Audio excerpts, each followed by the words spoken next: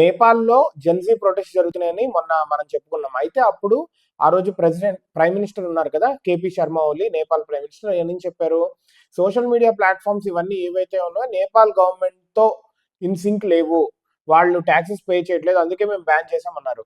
But in డీటెయిల్స్లోకి వెళితే major reason ఏంటంటే అక్కడ ఉన్నత ఉద్యోగాల్లో కానీ డబ్బులున్న వాళ్ళకి డబ్బు లేని వాళ్ళకి చాలా డిఫరెన్స్ ఉంది. డబ్బున్న వాళ్ళ పిల్లలేమో డిఫరెంట్ డిఫరెంట్ కంట్రీస్లోకి వెళ్ళి అక్కడ విచ్చలవిడిగా విలాసవంతమైన జీవితం గడుపుతున్నారు అండ్ సోషల్ మీడియాలో పోస్ట్ చేస్తున్నారు. అవి ఇక్కడ వాళ్ళు చూసి కడుపు మండి, ఇదేంటి మాకేమో ఉద్యోగాలు లేవు, గవర్నమెంట్ వాళ్ళు మీ పిల్లల్నేమో బయట కంట్రీస్కి పంపించుకుంటున్నారు అని కడుపు రగిలి మాకు ఉద్యోగాలు ఇవ్వండి, కొంచెం డబ్బులు వచ్చేలాగా ప్లాన్ చేయండి అని వాళ్ళ ఆవేదన ప్రొటెస్ట్ రూపంలో బయటకు వచ్చింది.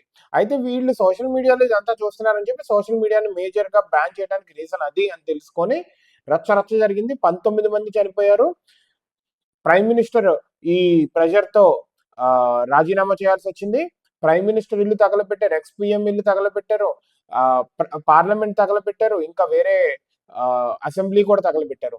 సో రచ్చ రచ్చ జరిగింది. ప్రస్తుతానికి ఇదేంటిది ఆర్మీ ఉంది కదా, మిలిటరీ చేతుల్లోకి తీసుకుంది, కర్ఫ్యూ పెట్టింది ఎక్కడికక్కడ. ఇంకా కాఠ్మండూలో మాత్రం జరుగుతూనే ఉన్నాయి అల్లర్లు, బట్ చేయి దాటి వెళ్ళలేదు. అయితే వీళ్ళు జనరల్ ప్రొటెస్టర్స్ ఏమంటున్నారంటే ఆపర్చునిస్ట్స్ ఇప్పుడు అధికారంలోకి వచ్చి తీసుకోకుండా చూడాలి, కరెక్ట్ వాళ్ళని వచ్చేలా ప్లాన్ చేయాలి అని వీళ్ళు అంటున్నారు. ఎందుకంటే ఇప్పుడు ఎవరు లేరు కాబట్టి, అన్రెస్ట్ ఉంది కాబట్టి, కరెక్ట్ గా ఎవరైతే అవకాశం కోసం చూస్తారో వాళ్ళు వచ్చి తీసుకునే అవకాశం, వాళ్ళు కూడా మళ్ళీ ఇలాగే చేయకుండా చూడాలి. We have to see how this goes.